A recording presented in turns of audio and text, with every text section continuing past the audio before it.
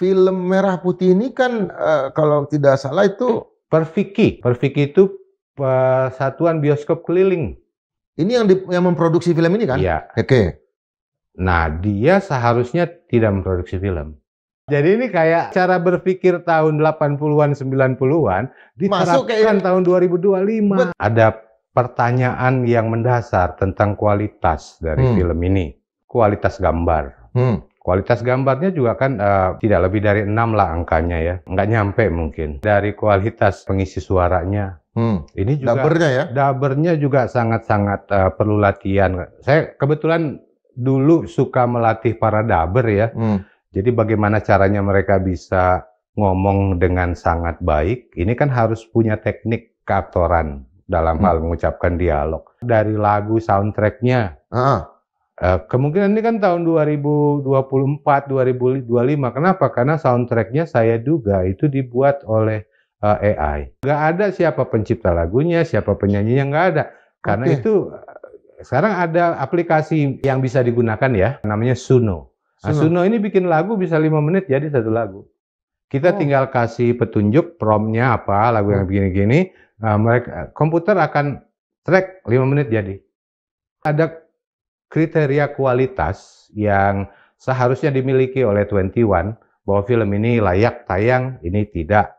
Nah, ini kan yang mengagetkan ketika film Merah Putih ini tiba-tiba nyodok langsung ke depan. Apa ada tangan sakti yang menyingkirkan ini antrean, yang lain suruh minggir dulu, kan sama kalau kita naik mobil di jalanan, ada sirine lewat gitu, kita disuruh minggir. Yang pakai sirine? Ya, ada yang pakai sirine lah kira-kira untuk langsung sampai ke depan.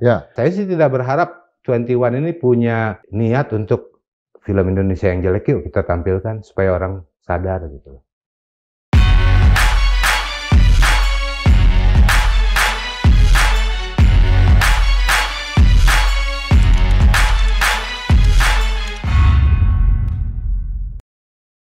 Merah Putih One for All, film animasi.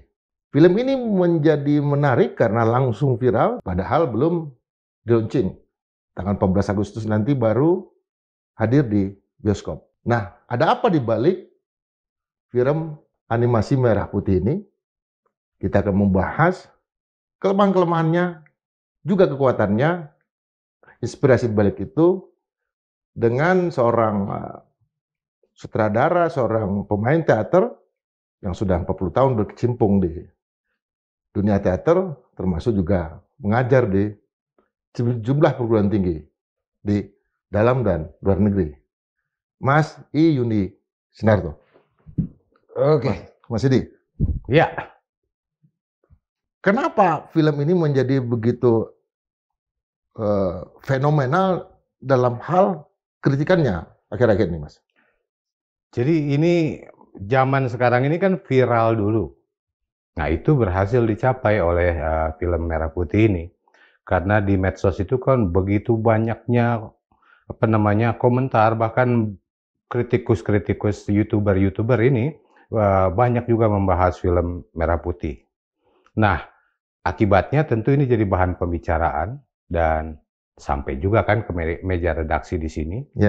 Begitu viralnya sehingga harus dibahas. Tapi ketika saya cek ya, sebagian besar itu komentar-komentar yang timbul di YouTube agak-agak negatif ya. Terlepas dari judulnya yang sangat nasionalis nih, Merah Putih yang melambangkan nasionalisme Indonesia, tetapi komentar-komentar miringnya sangat banyak. Nah, saya penasaran, saya lihat juga kan trailernya dan lain-lain.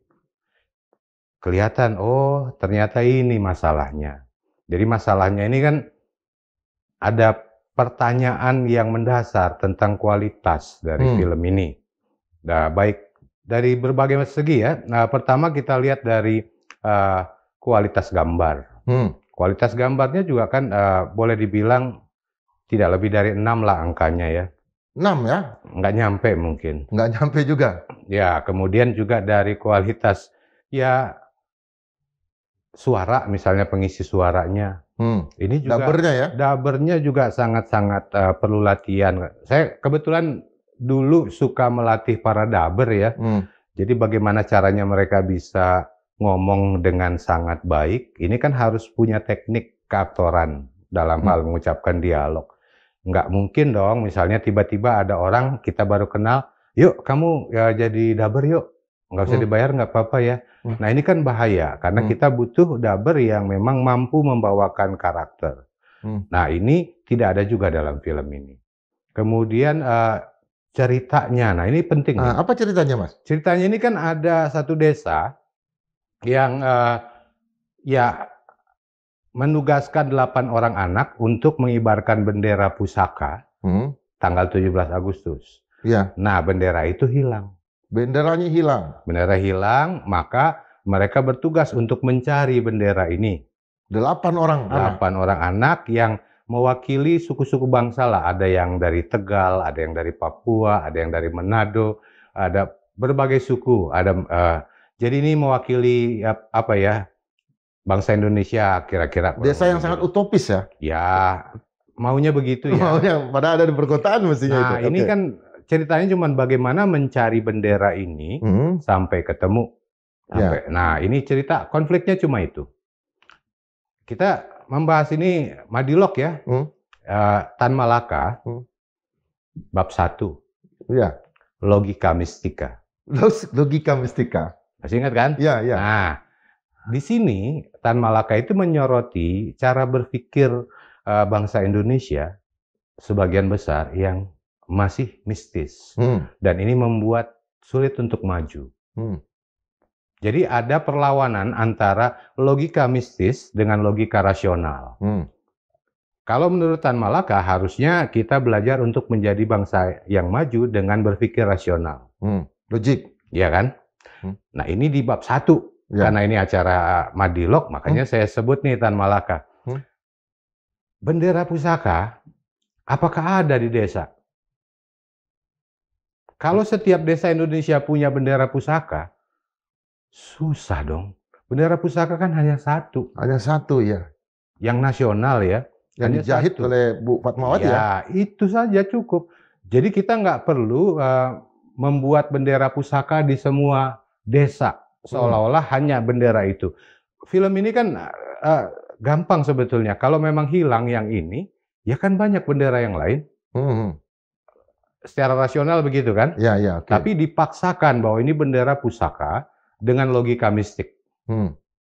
Yang tadi. Sehingga menyulitkan anak-anak ini untuk terpaksa sampai ke hutan, dikejar ular, dan lain-lain. Dikejar ular? Ya, berbagai macam rintangan lah. Yang memang intinya kan sebetulnya mau menyampaikan konflik bahwa anak-anak ini dengan bersatu, kemudian mereka bisa mengatasi masalah. Itu pesannya kan. Pesannya sih bagus. Karena anak-anak ini juga mengalami masalah mereka sendiri-sendiri kan? Iya, dengan berbagai latar belakang mereka ya, yang memang didesain untuk mewakili berbagai macam anak dari suku-suku yang berbeda. Tetapi agak dipaksakan ketika misalnya bendera desa ini seolah-olah punya bendera pusaka yang harus dicari dan nggak boleh mengibarkan bendera lain di 17 Agustus kecuali bendera pusaka. Logika ini kan logika mistis. Itu yang ditentang oleh Tan Malaka. Oke. Jadi ceritanya sendiri mempunyai kelemahan di situ. Dari segi budget, Mas? Kalau budget ya saya nggak tahu persis ya, tapi dari berbagai sumber di internet katanya ada 6,7 miliar. Ini sebetulnya kalau untuk film animasi yang berkualitas itu kurang. Karena seharusnya ya dia mulai 30, 40 sampai 60 miliar lah, atau 70 dan seterusnya. Kalau kita di Indonesia segitulah kurang-kurang. Nah, kita bicara di luar negeri mah jauh lebih banyak. Film Tangled misalnya ya. Tangled ini produksi 2010, itu biayanya $260 juta. 260. Iya, tapi kualitasnya bagus, sangat bagus. Ada film Moana, pernah dengar ya? Moana ini juga $150 juta. Jadi rata-rata itu produksi-produksi yang mendunia, biaya produksinya 3-4 triliun per film. Dan pembuatannya bisa 5 tahun, 6 tahun. Jadi nggak ada yang dibuat hanya 2 bulan itu nggak ada. Hmm. Karena tidak mungkin bikin animasi yang bagus dalam 2 bulan. Tidak Kalau mungkin. film Jumbo berapa, Mas? Jumbo itu kalau nggak salah 70 miliar. Itu cukup lah. Tapi dia hasilnya bagus ya, kualitasnya juga tergolong memuaskan lah untuk Indonesia. Penontonnya juga dapat mungkin lebih dari 10 juta. Jadi secara perolehan penonton bagus dan otomatis juga kan uangnya kembali. Keuntungannya ada ya. Kita kan punya potensi penduduk itu 280 juta.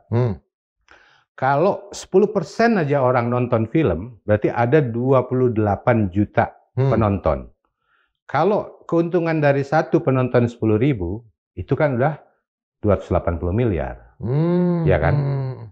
Kalau misalnya hanya dapat 10 juta, taruhlah, ya lumayan udah di atas 100 miliar keuntungannya.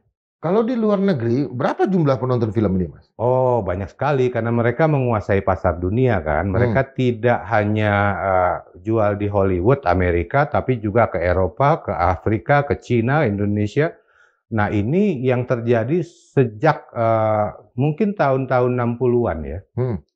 Hollywood menguasai pasar dunia sehingga mereka dengan sendirinya punya budget untuk bikin film yang berbiaya besar karena itu akan kembali mungkin 10-20 kali lipat. Film-film yang paling jeblok di Hollywood itu untungnya cuma 2 kali lipat. Cuma 2 kali lipat, paling jeblok. Udah pasti untung berarti? Untung, udah pasti. Karena film itu, misalnya ini produksi tahun 2020, masih diputar tahun 2025. Artinya kan masih menghasilkan duit. Jadi film yang tahun 80 misalnya, sampai sekarang masih diputar, itu masih ada income, 45 tahun dia menghasilkan uang. Dan bisa masuk ke banyak platform ya, setelah bioskop bisa masuk ke Netflix, sekarang ke YouTube, berbagai macam. Tapi yang utama kan mereka di tahun pertama kedua itu akan dihitung. Biasanya mereka udah untung di tahun pertama. Film-film yang baik ini 1 tahun pertama udah untung, udah berkali lipat dari modal. Jadi mereka bisa punya modal ya $100 juta, $200 juta, $300 juta, itu yang tidak bisa kita saingi, susah. Ada nggak kecurigaan bahwa film ini memang dibiayain oleh pemerintah? Mudah-mudahan enggak ya. Kalau saya sih berdoa jangan deh.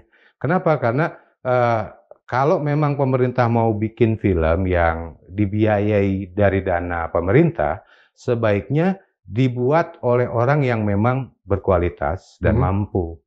Jadi melihat apa yang ditayangkan dalam trailer, itu kelihatan bahwa ini mungkin kalau saya sih sebagai orang yang mungkin guru gitu ya, seperti Pak Tino Sidin, saya akan bilang bagus, bagus. Tapi kita tahu kan artinya bahwa ini bukan bagus dalam arti yang sebenarnya, tetapi hanya memberi semangat aja supaya ayo belajar terus. Nah ini apabila dilakukan oleh anak-anak, tapi mengingat ini produsernya, sutradaranya, dan lain-lain semuanya orang dewasa, bahkan sebagian besar udah di atas 50, ya mungkin saya sarankan jangan bikin film deh. Ini kualitas filmnya katanya sederajat dengan anak SMK. Mungkin lebih di bawahnya. Di bawahnya? Ya kalau menurut saya ya. SMK yang bagus itu juga bisa bikin film yang lebih menarik, lebih bagus. Ini agak-agak memaksakan ide. Satu, kedua juga mungkin tidak ditangani dengan orang-orang yang berkualitas. Nah, ketiga harus cepat jadi. Nah, sulitnya begini. Ketika misalnya satu film harus jadi dalam 2 bulan mengejar tanggal 14 Agustus, ini kan agak repot karena kita bandingkan aja dengan film-film lain yang dibuat 3 tahun, 4 tahun, 5 tahun. Film ini seni ya, bukan cuma sekedar produk budaya, tetapi juga karya seni. Sehingga harus ditangani oleh seniman. Produser boleh bukan seniman, tetapi untuk sutradara, dalam hal ini ada aktor, animator, dan lain-lain ya, ini harus seniman. Nah, seniman ini mencintai karyanya. Jadi dia mau yang terbaik, mau yang ya sebaik mungkin, dan nggak mau dikejar-kejar. Besok harus jadi, nggak bisa. Kalau itu kan wartawan, harus kejar deadline ya. Kalau seniman nggak bisa, kalau belum jadi ya belum. Jadi nggak bisa ditarget harus 2 bulan selesai. Ini akhirnya saya bisa bilang ini kalau mau bikin film yang semacam ini, sebaiknya dikerjakan oleh orang-orang yang layak lah untuk mengerjakannya. Apalagi kalau pemerintah mau mengucurkan dana. Sekarang gini, memang kita punya dunia film yang sedang bergejolak untuk maju ya. Ini satu hal positif yang kita perlu syukuri, tetapi penonton juga mengharapkan film-film yang berkualitas. Kenapa begitu? Karena kita punya saingan dari Hollywood terutama dengan kualitas mereka yang sulit untuk kita tandingi terutama secara budget. Ini budget nggak bisa dianggap main-main karena kalau kita punya budget yang besar, kita bisa bayar aktor yang baik, sutradara yang hebat, penulis naskah yang mungkin sangat detail, dan lain-lain, itu semuanya kan perlu budget.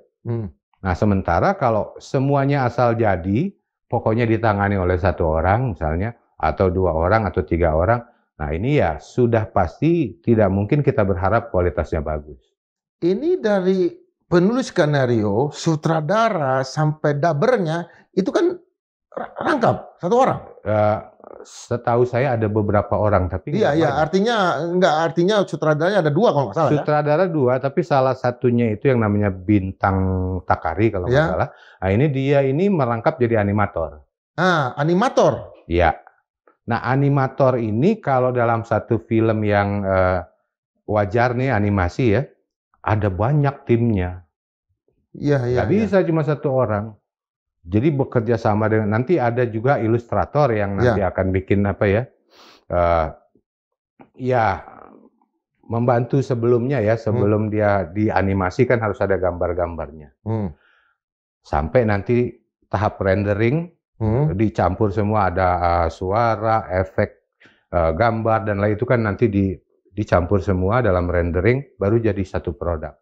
Nah, ini prosesnya nggak bisa 1 bulan, nggak mungkin. Ada proses produksi, ada proses pasca produksi. Berapa lama itu, Mas? Kalau kita dengan cara yang benar ya, pertama ini kan ada ide. Dari ide kemudian ada penjajakan, termasuk ya dari segi bisnis kan nyari modalnya atau menghitung segala sesuatu administrasi ya. Kemudian ada riset. Riset dulu dong, misalnya kalau filmnya sejarah ya riset sejarah, kalau filmnya tentang misalnya di sini ada budaya Indonesia yang ditampilkan dalam merah putih dalam film ini, ya harus dong gerakannya juga harus gerakan Indonesia. Misalnya cara, kan ada tuh promosinya di TikTok saya lihat ya, dengan gerakan-gerakan wushu. Wushu? Iya, kayak kungfu gitu. Nah, ini Indonesianya di mana? Ini katanya ambil beberapa di marketplace ya? Ya, intinya ini kan agak-agak memaksakan ide yang seharusnya ini. Kalau mau gerakan ya ambillah misalnya gerakan Cimande atau gerakan Randai. Nah, ini kan jelas Indonesia. Tapi kan untuk bisa melakukan itu harus riset dulu. Nggak bisa asal langsung jalan, harus riset dulu, kemudian ada tim ahlinya, ada mungkin guru silatnya diminta untuk kasih masukan dan lain-lain. Seperti Kung Fu Panda ya? Ya, itu kan juga melalui proses-proses yang seperti itu. Baru kemudian ke proses-proses selanjutnya. Jangan langsung bikin skrip, habis itu syuting dan lain-lain. Wah, bahaya itu. Ini kan kelihatannya sederhana, kan cuma bikin film. Jangan bilang cuma, karena film ini karya seni. Jadi ketika dilakukan oleh orang yang mungkin kurang mematuhi prosedur ini, hasilnya nggak mungkin bagus. Nggak mungkin. Apa sebetulnya yang mau dicapai oleh film ini? Kenapa? Kata Hanung Bramantyo, ada sekitar 200 film yang lagi antri untuk tayang. Kita tahu Agustus. Ya, sejak 1987, bioskop-bioskop di Indonesia ini kan sebagian besar dipegang oleh yang namanya 21. Nah, 21 ini kan sekarang ini 2025 kalau nggak salah punya 1.358 layar. Nah, itu ada di 82 kota dan kabupaten. Jadi dia menguasai film-film, peredaran film, pemutaran film yang sebagian besar dikuasai oleh film Hollywood. Jadi kita sebetulnya berjasa ya kepada Amerika karena menghasilkan uang buat mereka lewat 21 ini. Nah, untuk film Indonesia antriannya panjang. Untuk film Indonesia antriannya malah panjang. Antriannya panjang dan tidak semua diakomodir. Jadi ada kriteria kualitas yang seharusnya dimiliki oleh 21 bahwa film ini layak tayang, ini tidak. Nah, ini kan yang mengagetkan ketika film Merah Putih ini tiba-tiba nyodok langsung ke depan. Kenapa tuh, Mas? Walahu alam. Tapi yang jelas kan orang kemudian berpikir, apa ada satu alternatif ya, apa ada tangan sakti yang menyingkirkan ini antrean, yang lain suruh minggir dulu, kan sama kalau kita naik mobil di jalanan, ada sirine lewat gitu, kita disuruh minggir. Yang pakai sirine? Ya, ada yang pakai sirine lah kira-kira untuk langsung sampai ke depan. Kemungkinan lain ya, mungkin ada ya channel tertentu yang dimiliki oleh produser film ini atau kenalan-kenalannya supaya bisa duluan di depan. Atau ya saya sih tidak berharap 21 ini punya apa ya niat untuk film Indonesia yang jelek yuk kita tampilkan supaya orang sadar gitu. Ini menarik ini, Mas. Artinya kalau 21 sudah punya dalam tanda kutip niat seperti itu, dari Jumbo kemudian ada animasi Merah Putih ini, itu baik atau jelek? Ya kita kan sama aja dengan kalau kita mau menampilkan sesuatu kan harusnya yang tampilkan yang bagus dong. Karena kalau misalnya yang ditampilkan kurang berkualitas, ini akan mengurangi semangat orang yang sekarang sedang berkembang untuk nonton film dalam negeri, justru malah nguncup. Dan ini menguntungkan Hollywood. Perkembangan industri film kita atau film kita tuh sejak awal gimana, Mas? Bisa cerita, Mas? Kita ini kan sejak sebelum kemerdekaan sudah ada perusahaan Belanda yang memproduksi film bisu, judulnya Lutung Kasarung. Lutung Kasarung? Nah, itu tahun 1926. Lutung Kasarung ya masih LOE gitu ya. Iya. Nah, itu lanjut terus 1928 kemudian ada juga perusahaan film kalau nggak salah dari keluarga Wong ya, Wong Brothers. Ini bikin film juga Lili Van Java. Judulnya. Lili Van Java. Itu 1928.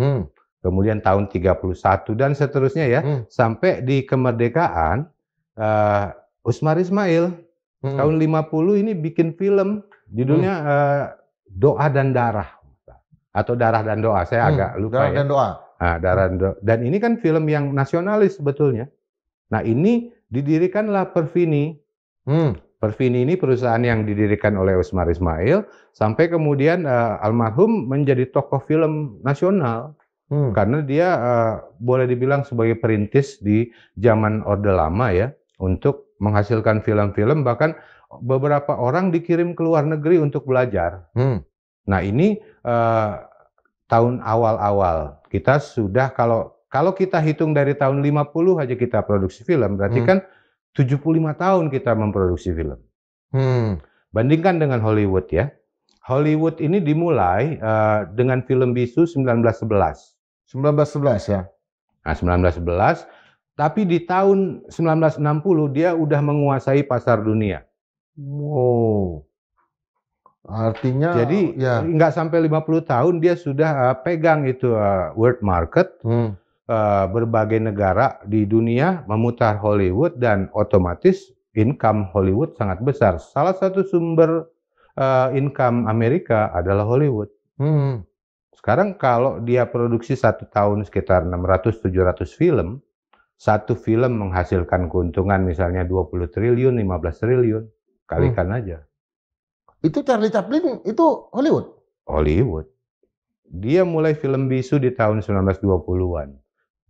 Ada film Charlie Chaplin yang masih banyak orang nonton sekarang judulnya The Kid ya.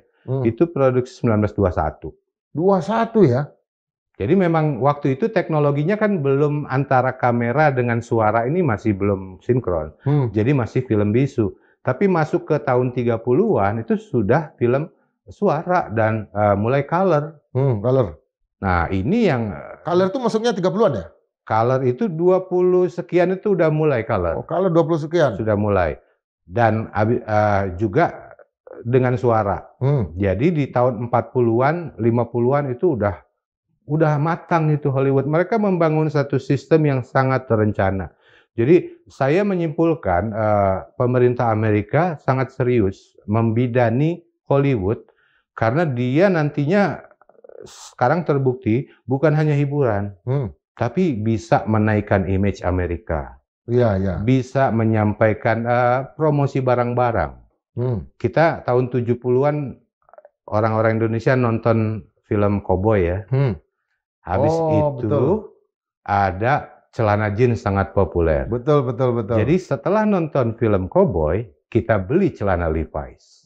Ya kan? Termasuk topi koboinya. Topi koboinya dan lain-lain, sampai anak-anak Bandung bahkan sampai sekarang masih ada koboi-koboyan. Iya kan? Iya. Nah, ini adalah dampak dari film. Dengan naiknya film koboi ini, industri jeans naik. Industri jeans. Nah, itu Garment, terjadi di banyak barang-barang lain, tas-tas branded segala macam. Itu kan ditunjukkan di film-film lifestyle, gaya hidup ya. Kita contoh dari film-film ini. Jadi berbagai macam keuntungan ini bukan cuma dia hiburan, tetapi juga alat promosi barang. Alat untuk menyampaikan propaganda politik. Bahkan untuk memberikan image. Ketika Amerika misalnya boleh dibilang kalah dalam tanda kutip dalam perang Vietnam, masuklah tokoh Rambo. Yang hebat luar biasa, semua musuh dibabat. Padahal sejarah menyatakan Amerika yang kalah dalam perang Vietnam, tapi Rambo menang. Nah, orang tidak semua baca buku sejarah. Ya. Tapi mungkin nonton film Rambo. Jadi image Amerika sebagai bangsa yang tidak terkalahkan itu naik sebagai satu image yang mendunia. Terima kasih pada Rambo. Itu apakah indikator-indikator itu terpenuhi dengan film animasi Merah Putih ini? Nah, itu masalahnya. Kalau kita contreng itu fail semua? Mungkin nggak semua ya.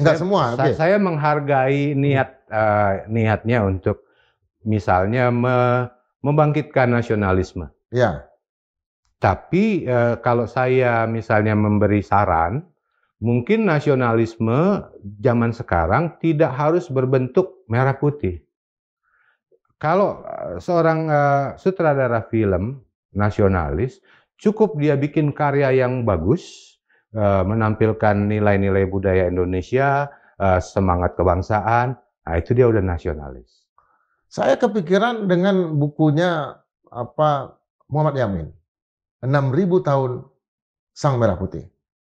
Buku itu selesai tahun 53, ketika Yamin ada di Finlandia. Artinya simbol merah putihnya ada di mana-mana, di buah di baju, di segala macam. Artinya merah putih itu sebetulnya barang mistis, tetapi juga bisa digali ke dalam kekayaan alam Indonesia sendiri. Iya, ini kan sebetulnya kita sebut mistifikasi ya. Ya. Artinya usaha untuk memistiskan merah putih. Yang kalau kita kan sudah setuju bahwa ini bendera. Merah ada artinya, putih ada artinya. Tapi kalau kita kembali dengan logika rasional, di zaman tahun 45, kain kan agak sulit. Ya kan? Kalau kita bikin sendiri, mungkin mikirin bendera Indonesia apa gitu ya. Agak lama. Merah putih ini kan, merah putih birunya Belanda, sobek aja bawahnya udah jadi. Iya. Sebetulnya rasional kan? Iya, sangat rasional. Kemudian ditambahkanlah makna-maknanya.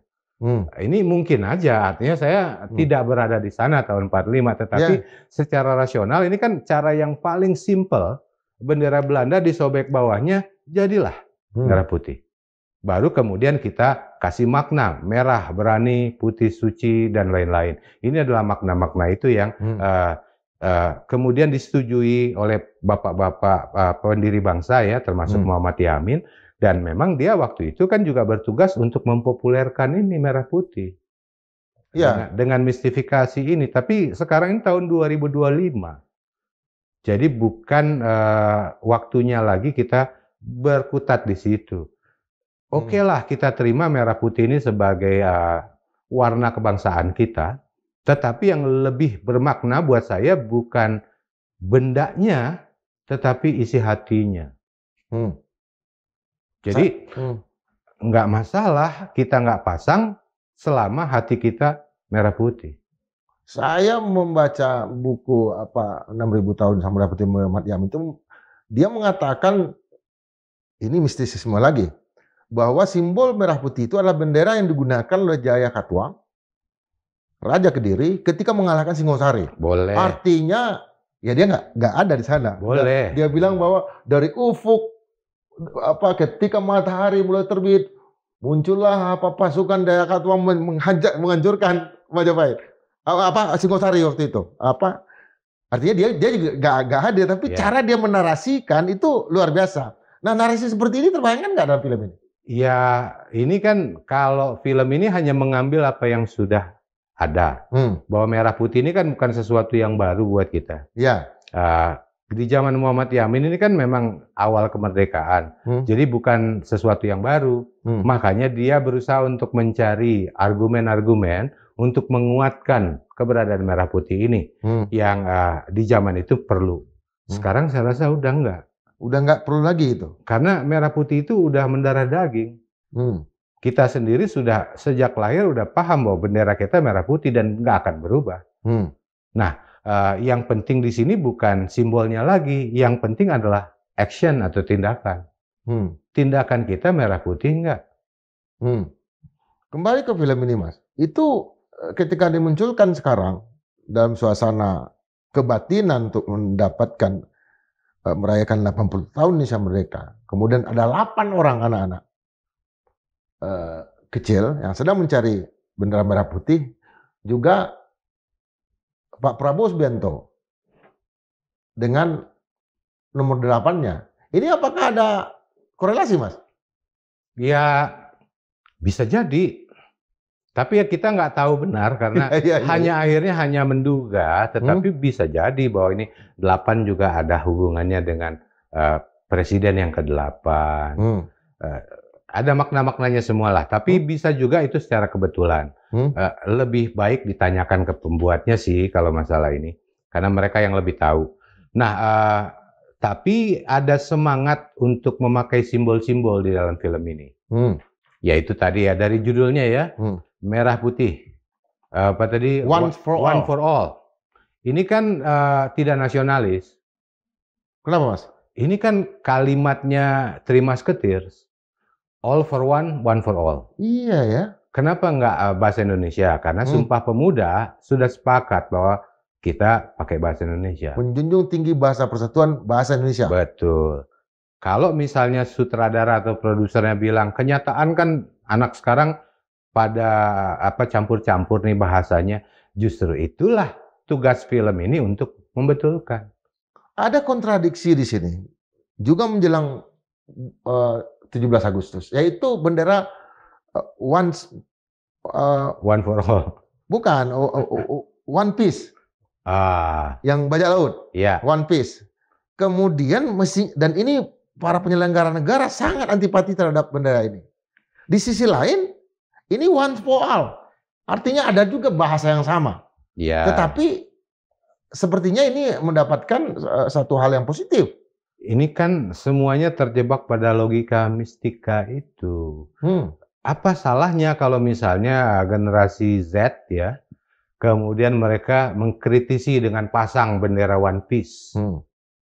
Ini kan juga bukan makar. Karena ini bendera fiktif ya, dari cerita yang manga ya, fiktif, bukan kenyataan, cuma digunakan untuk mengkritisi bahwa banyak ketidakberesan di negara kita. Dan itu kan harus kita akui dengan lapang dada, terutama sebagai pejabat ya. Kalau pejabat kemudian terjebak pada logika mistika tadi, seolah-olah ini menantang bendera merah putih. Kan nggak berarti begitu juga. Jadi mungkin perlu wawasan yang lebih luas lah untuk menyikapi masalah apa ya bendera One Piece ini. Apa yang harus kita dilakukan, Mas, untuk oleh penyelenggara negara terhadap kehadiran film semacam Merah Putih ini? Ya boleh-boleh aja sih ada film semacam ini, tapi juga tidak mungkin kan harus melewati seleksi yang wajar ya. Jangan ada tangan-tangan sakti atau sirine yang bikin dia tiba-tiba maju di atas atau di depan, karena kualitas nggak bisa bohong. Kita mau paksakan satu hal yang mungkin menurut banyak orang kurang layak, tiba-tiba jadi diputar melewati sekian ratus antrean, ini kan akan membuat adanya ketidakadilan sosial. Udah bertentangan dengan sila kelima tuh. Ya. Jadi yang semacam ini harus secara wajar lewat proses-proses yang seharusnya, bahwa kalau nanti sutradara film ini mungkin berlatih banyak membuat film dengan lebih teliti, barangkali dia akan menjadi satu animator yang hebat. Karena sekarang ini banyak orang-orang Indonesia yang supply karya-karya mereka untuk film di Jepang, di Amerika, di Eropa. Ya, betul. Tapi mereka tidak pakai perfilman di Indonesia. Mereka langsung dari rumah mereka kerja, bikin, kirim ke Jepang, mereka ditransfer bayaran. Orang-orang ini kelihatan seperti pengangguran ya, karena nggak pernah kemana-mana, tapi duitnya banyak. Iya. Kayak tuyul kan. Ya. Tapi itu dari, saya kenal beberapa yang kayak begitu ya, yang memang dia dapat uangnya itu dari karya-karyanya yang ya dipasarkan di luar negeri. Kemana mereka sampaikan itu? Apanya? Apa karya-karya mereka itu? Ya ke film-film kayak Spider-Man. Iya, itu dia. Orang Indonesia. Betul. Jadi kita itu memang nggak tahu karena nggak dipublikasikan. Avenger itu katanya banyak anak-anak Indonesia yang ada di sana. Di banyak industri film itu memang tenaga kerja kita itu banyak. Artinya potensi pekerja film, pembuat animasi dan lain-lain itu ada di Indonesia. Hanya mereka kan mungkin bayarannya sudah terbiasa cukup profesional ya, nggak bisa dong gratisan, nggak bisa juga dibayar dengan ditraktir makan bakso, nggak bisa karena mereka bekerja secara profesional dan itu layak dengan kualitas yang mereka hasilkan. Nah kalau film kita mau bagus, maka harus berani untuk meng-hire orang-orang yang profesional, yang memang terbaik di bidangnya atau yang berkualitas lah. Nah ini yang mungkin harus dibenahi, apalagi sekarang kita punya Kementerian Kebudayaan ya. Saya lihat vital sekali nih, mudah-mudahan nih kementerian ini bisa dalam beberapa tahun ke depan agak membereskan lah kekacauan di industri perfilman. Kenapa? Karena untuk bisa menghasilkan satu industri yang nggak harus sama lah, minimal kita mulai belajar untuk mengejar film Hollywood ya, tapi mungkin untuk sampai benar-benar bersaing agak sulit. Nah, harus ditata dari mulai penataan sistem. Jadi sistem ini bukan hanya sutradara, tapi berbagai macam. Nah, di Amerika ada organisasi-organisasi serikat aktor, serikat sutradara, serikat penulis skenario, serikat ya macam-macam lah. Dan itu semua harus ada kriteria siapa yang bisa menjadi anggota dan siapa yang tidak. Artinya ada syarat-syarat yang tidak semua orang bisa. Indonesia sebetulnya sudah mulai terutama di tahun-tahun 60-an tuh sudah mulai ada ya. 60-an, 70-an, kita juga ada organisasi profesi. Tetapi sekarang ini saya melihatnya kok organisasi profesinya kurang berfungsi. Parvi? Ya itu Parvi salah satunya, ada KFT, ada ya berbagai macam lah. Nah, ini yang harusnya ditata lagi.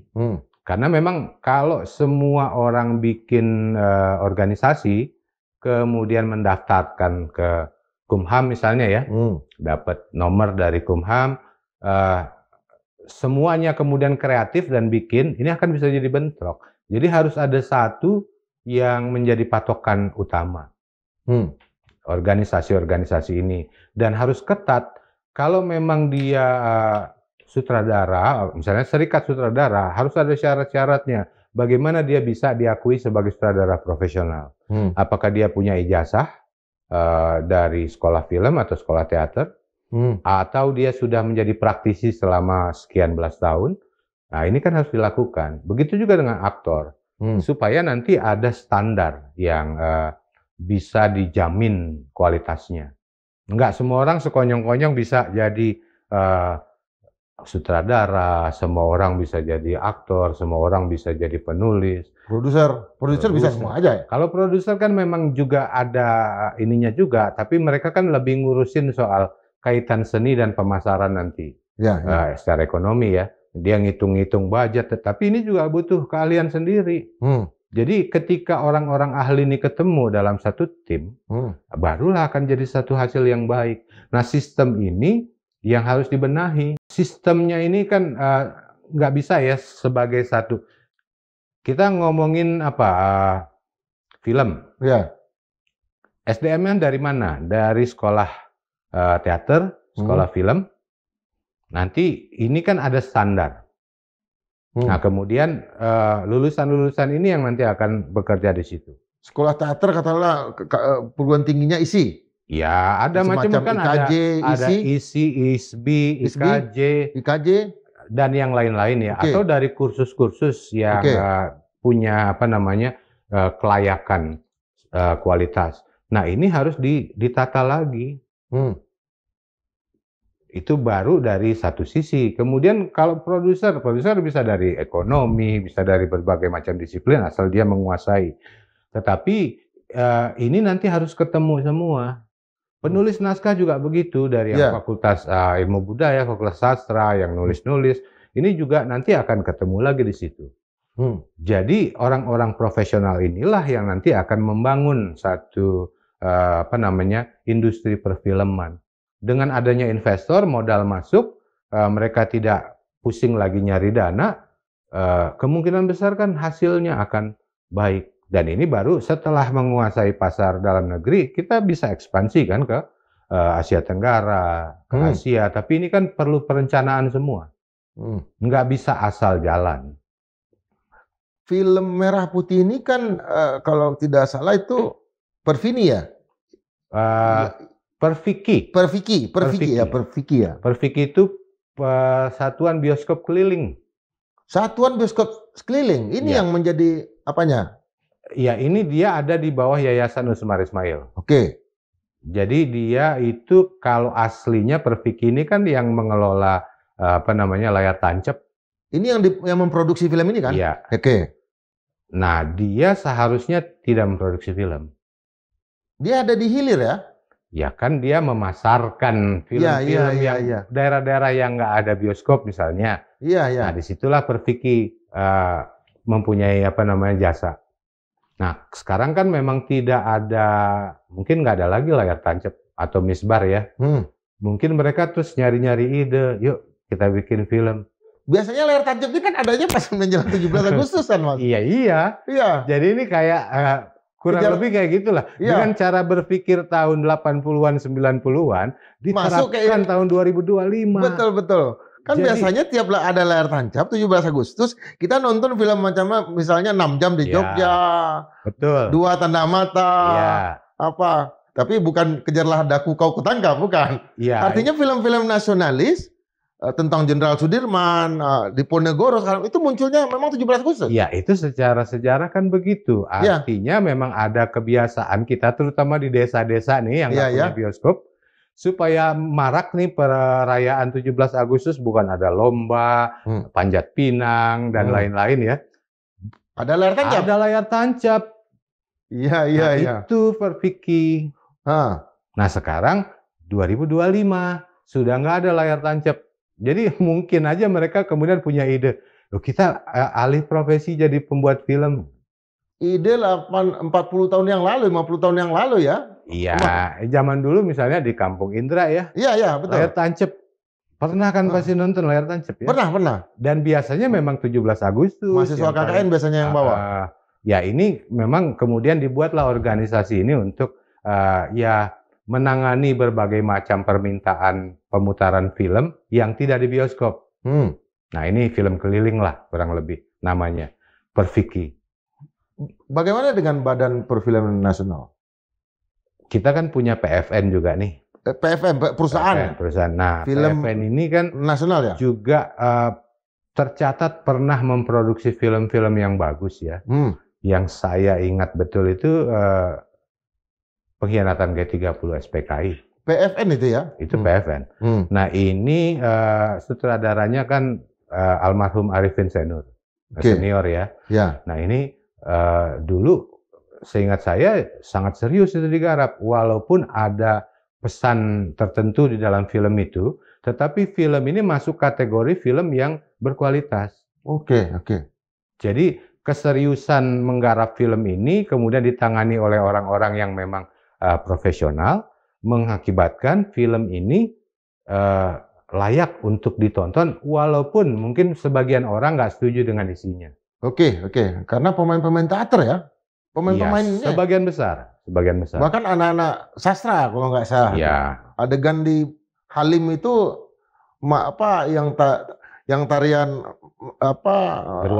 Gerwani itu kan anak sastra kalau nggak salah itu. Ya intinya memang film ini ditangani secara baik, secara serius. Iya. Dan itu juga nggak 2 bulan, berapa tahun? Ingat saya pokoknya lebih dari 2 tahun. Dan pemain-pemainnya, karakternya Pak Arto, karakternya Bung Karno, karakter Yani dan segala macam itu karakter-karakter yang memang ada di dunia film ya? Ya dipilih dari orang-orang yang ada, misalnya ada beberapa yang dosen IKJ yang jadi pemain, ada yang memang bukan dosen atau bukan aktor, tapi dia punya riwayat sebagai pemain teater. Nah itu cocok profilnya dengan Soekarno misalnya, Soeharto, nah dialah kemudian diminta. Nah ini saya berharap PFN ini menghasilkan film-film seperti itu lagi. Kan seharusnya. Kan yang sekarang Hollywood oke lah, dia akan menjadi pangsa pasarnya seluruh dunia. Tapi yang bisa berhasil menjadi tuan rumah di negara sini film-film Bollywood. Gimana, Mas? Bollywood sekarang kan di Indonesia agak tersingkir. Iya. Ya, karena bioskopnya terakhir itu yang di dekat Salemba tuh.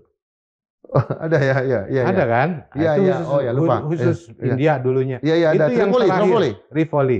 Itu terakhir tuh. Ya, setelah itu digusur. Oke.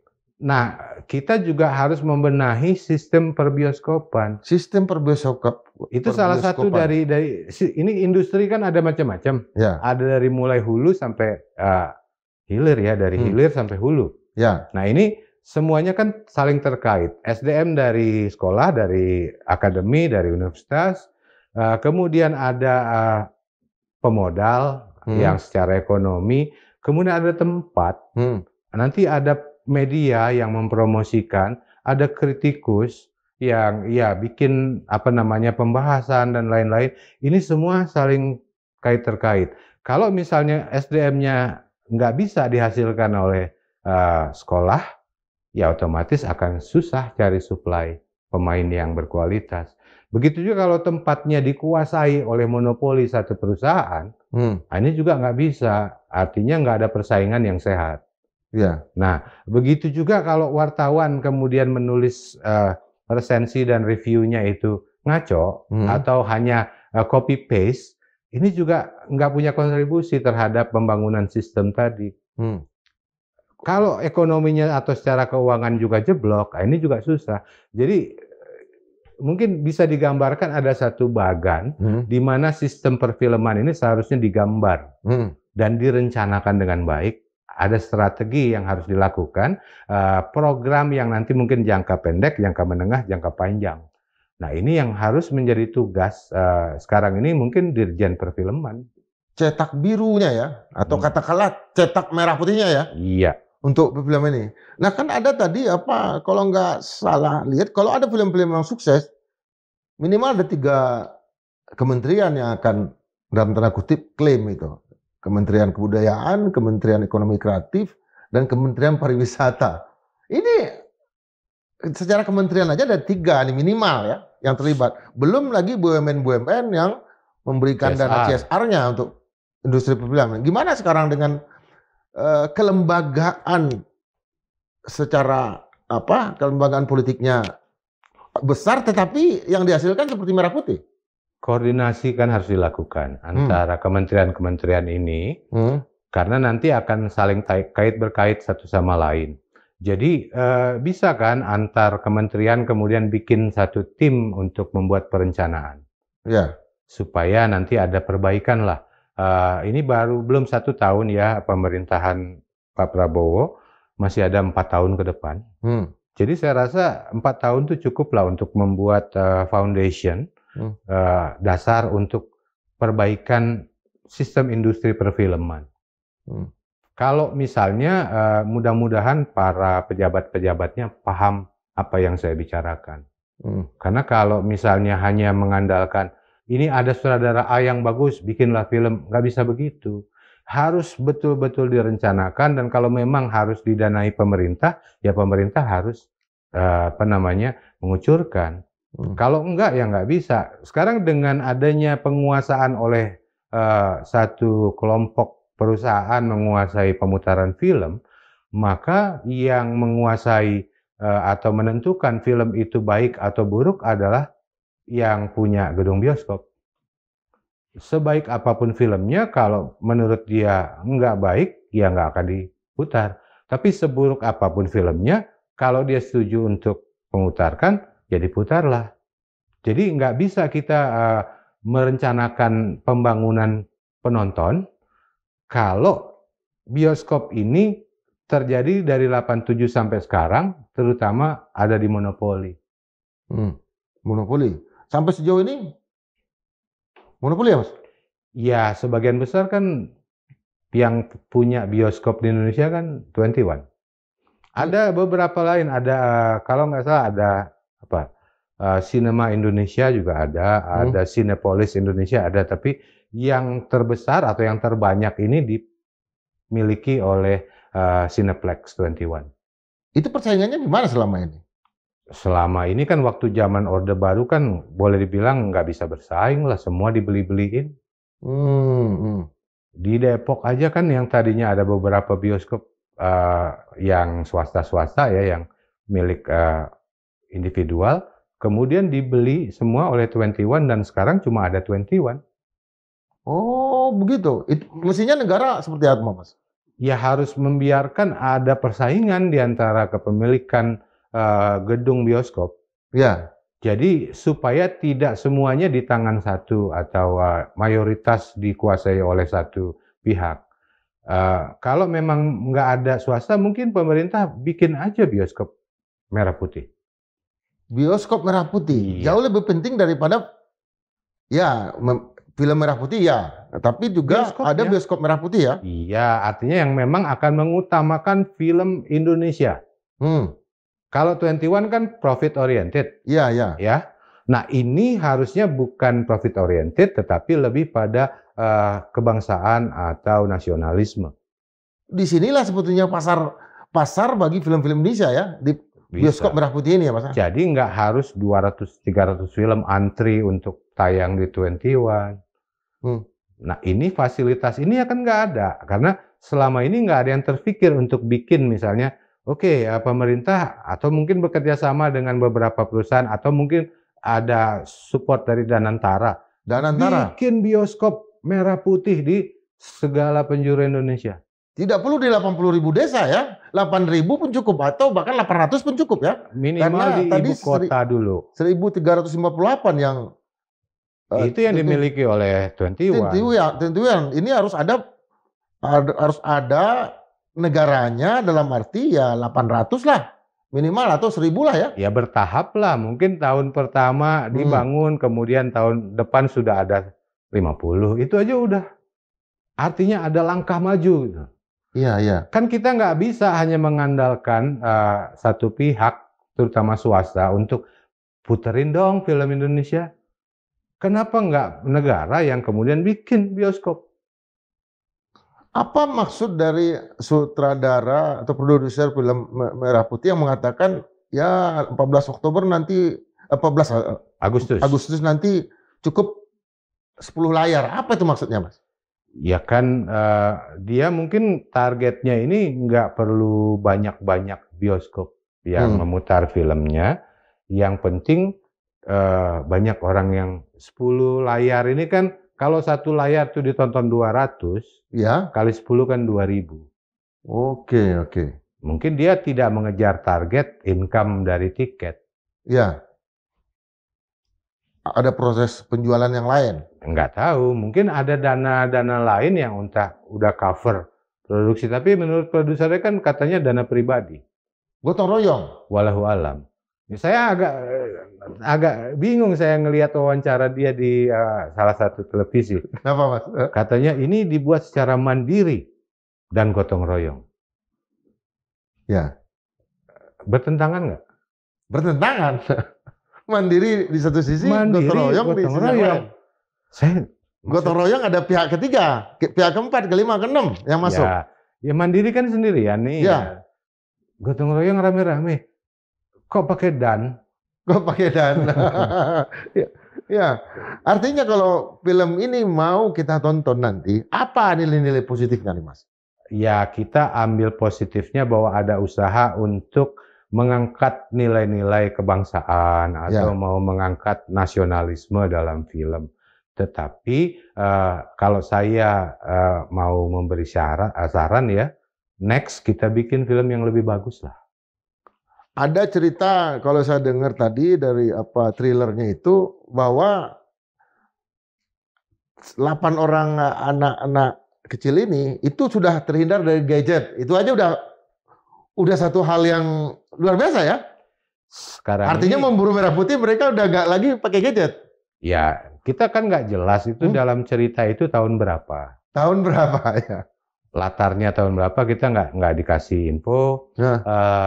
Tetapi kan kalau dari lagu soundtracknya, kemungkinan ini kan tahun 2024, 2025. Kenapa? Karena soundtracknya saya duga itu dibuat oleh AI. AI, Artificial Intelligence. Iya. Jadi kenapa nggak ada siapa pencipta lagunya, siapa penyanyinya, nggak ada. Karena itu sekarang ada aplikasi di yang bisa digunakan ya. Yang paling banyak itu namanya Suno. Suno ini bikin lagu bisa 5 menit jadi satu lagu. Kita tinggal kasih petunjuk promptnya apa, lagu yang begini-gini, komputer akan track 5 menit jadi. Kalau Mas bandingkan dengan Petualangan Sherina misalnya, apa? Kalau Petualangan Sherina ini kan masih ada manusia yang punya jiwa seni di belakangnya. Nah, kalau komputer ini hanya berdasarkan logika. Jadi memang cepat, bikin lagu dengan Suno itu cepat.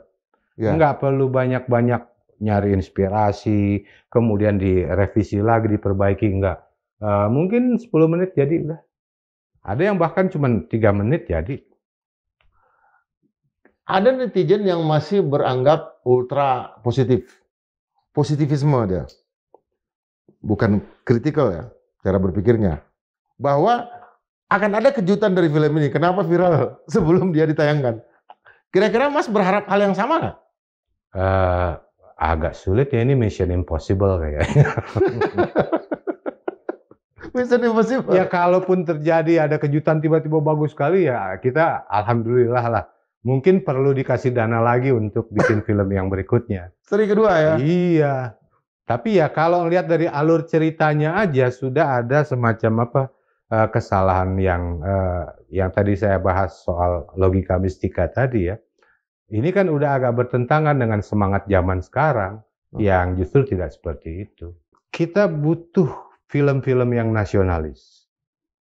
Sangat butuh karena ini satu sarana yang sangat efektif untuk menularkan atau mungkin mewariskan jiwa nasionalisme kepada generasi berikutnya.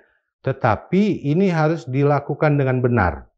Tidak hanya asal bikin film seolah-olah nasionalis, tapi ternyata bisa jadi malah hasilnya sebaliknya. Apresiasi juga dari Madilog terhadap kehadiran film-film yang untuk konsumsi anak-anak, terutama untuk merayakan 17 Agustus. Industri film yang sehat lah, yang akan membawa anak-anak kita ke dalam negara yang maju untuk mencapai Indonesia Emas. Sampai jumpa dalam edisi berikutnya. Tetap berpikir merdeka 100%.